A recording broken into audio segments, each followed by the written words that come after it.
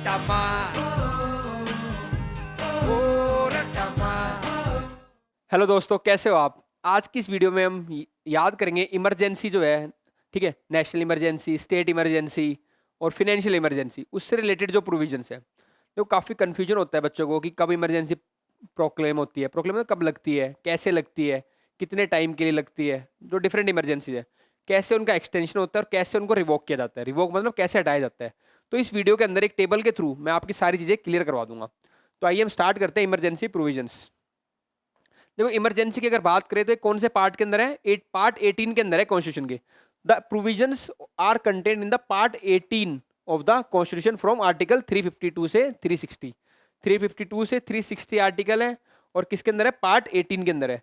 ये आर्टिकल्स आपको कैसे याद रखने हैं। देखो 352 हो गया, इसमें पहला 352 नेशनल इमरजेंसी, 4 ऐड कर दो 356, तो 356 होगा आपका स्टेट इमरजेंसी, फिर 4 ऐड कर दो 360, ये होगा आपका फाइनेंशियल इमरजेंसी। तो 4 ऐड हो रहा है, 352, 356, 360।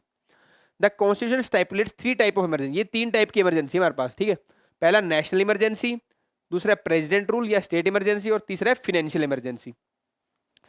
नेशनल इमरजेंसी क्या है, an emergency due to war. अब ये वर्ड सारे इंपॉर्टेंट है, मैंने जो आपका फ्रंट पेज पे लिखता हूँ सारे इंपॉर्टेंट वर्ड्स लिखता हूँ, ठीक है। तो वॉर के कारण कोई इमरजेंसी हो, ठीक है।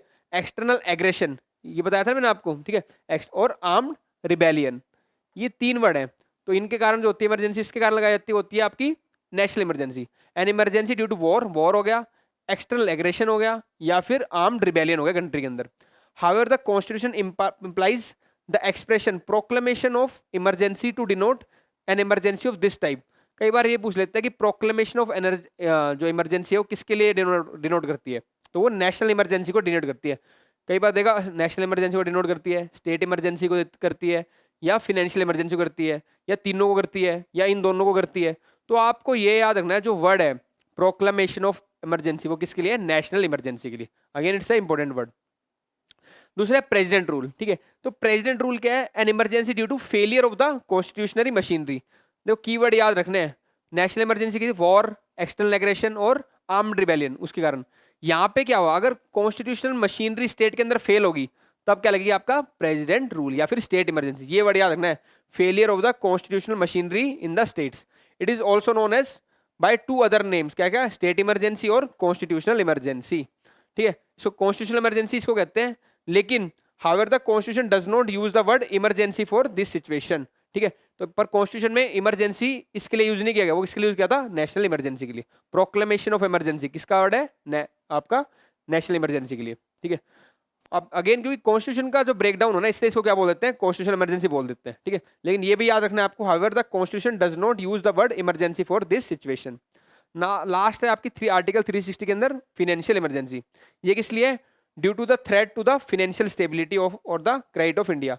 तो इंडिया की फिनेंशियल स्टेबिलिटी या क्रेडिट पे अगर कुछ थ्रेट आता है तब गवर्नमेंट क्या लगा सकती है, फिनेंशियल इमरजेंसी। ये तो क्या बेसिक। अब चीजें याद करते हैं इसके प्रोविजंस के बारे में, कैसे प्रोक्लेम होती है, रिवोक होती है और एक्सटेंड होती है। तो ये देखो इमरजेंसी आपकी पहले, आपकी इमरजेंसी कैसे, नेशनल इमरजेंसी, प्रेसिडेंट रूल या स्टेट इमरजेंसी या कॉन्स्टिट्यूशनल इमरजेंसी, और थर्ड है आपका फिनेंशियल इमरजेंसी।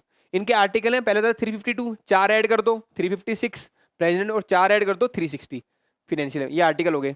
प्रोक्लेमेशन कैसे होगी, देखो आप प्रोक्लेमेशन कैसे होगी, अब इमरजेंसी लगा दी, ठीक है, नेशनल इमरजेंसी, अगर उसको फिर 1 महीने के अंदर दोनों हाउस ने स्पेशल मेजोरिटी से पास नहीं किया ना, तो वो इमरजेंसी हट जाएगी।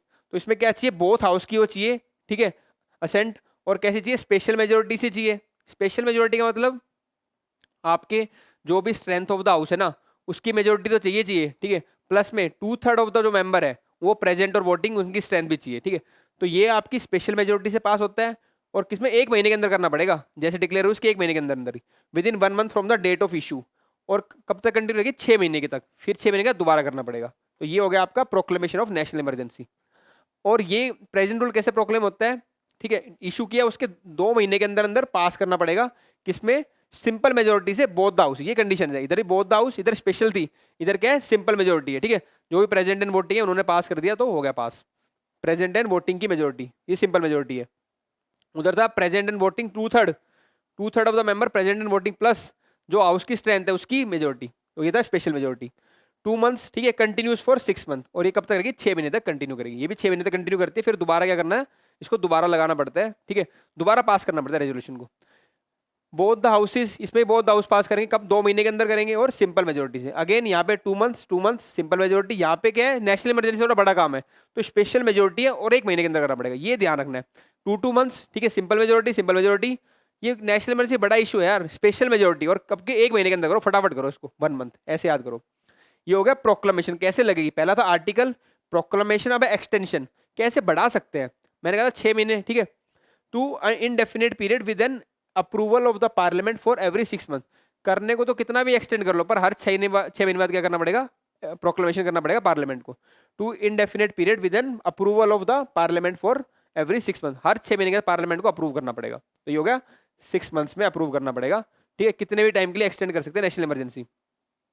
It can be extended for a maximum period of 3 years, इसको 3 साल से ज़्यादा नहीं कर सकते, फिर कॉन्स्टिट्यूशन अमेंडमेंट करना पड़ेगा अगर इसको 3 साल से ज़्यादा करना है किसी स्टेट के अंदर आपको प्रेसिडेंट रूल, लेकिन हर बार 6 महीने के लिए कर सकते हैं with approval of parliament every 6 month, 6 महीने किया फिर 6 महीने के, 3 साल तक कर सकते हैं, इसको इंडेफिनेट पीरियड तक कर सकते हैं, ठीक है।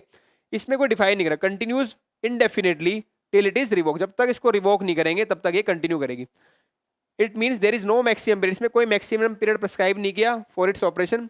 Repeated parliamentary approval is not required, again repeated parliamentary approval required नहीं है फॉर दिस इट्स कंटिन्यूएशन। तो प्रोक्लेमेशन में अगेन स्पेशल थी, देखो national emergency special majority 1 month, इधर सिंपल 2 मंथ्स ही हो गए, ठीक है, कंटिन्यूस 6 महीने के लिए, ठीक है, और कितने पीरियड तक कर लो, हर 6 महीने बाद अप्रूवल करना पड़ेगा। इधर आपको 3 साल से ज़्यादा नहीं कर सकते, हर 6 महीने बाद अप्रूवल करना पड़ेगा। इधर कितने पीरियड के भी कर लो, जब तक हटाते नहीं फाइनेंशियल इमरजेंसी। अब रिवोकेशन देखो, प्रेसिडेंट कर सकता है विदाउट द पार्लियामेंट अप्रूवल, ये तो तीनों में आएगा, प्रेसिडेंट कर सकता है without parliament approval, without parliament approval.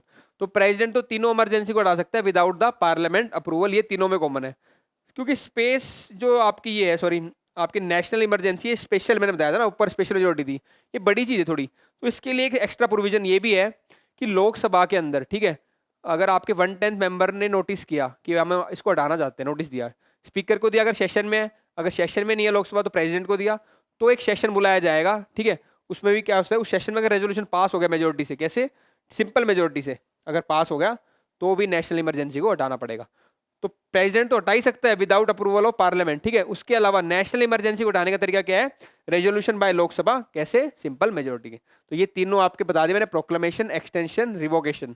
Proclamation मतलब कैसे लगती है, एक्सटेंशन कैसे एक्सटेंड कर सकते हैं, रिवोक कैसे हटा सकते हैं, किसको, नेशनल इमरजेंसी को, प्रेसिडेंट रूल को, फाइनेंशियल इमरजेंसी को। अब आई होप आपको चीज़ें क्लियर हो गई होंगी, पार्ट 18 याद आ रहा होगा, आर्टिकल 352, 356, 360 याद आ रहा होगा, special majority, simple majority, 1 month, 2 month, ऐसे चीज़ें याद आ रही होंगी दिमाग में ना। एक्सटेंशन 6 मंथ्स, इंडेफिनेट पीरियड, ठीक है, इधर क्या था, इंडेफिनेट पीरियड कितना भी कर सकते हैं, इधर 3 साल से ज़्यादा नहीं। तीनों में हटाने का कॉमन तरीका प्रेजेंट कर सकते, एक एक्स्ट्रा दे रखा था इसमें, लोकसभा भी कर सकती है। ये देखना है, अब लोकसभा है पार्लियामेंट नहीं है, ऐसे कीवर्ड्स देखना है आपको। ठीक है दोस्तों, इस वीडियो में इतना ही, ऑल द बेस्ट।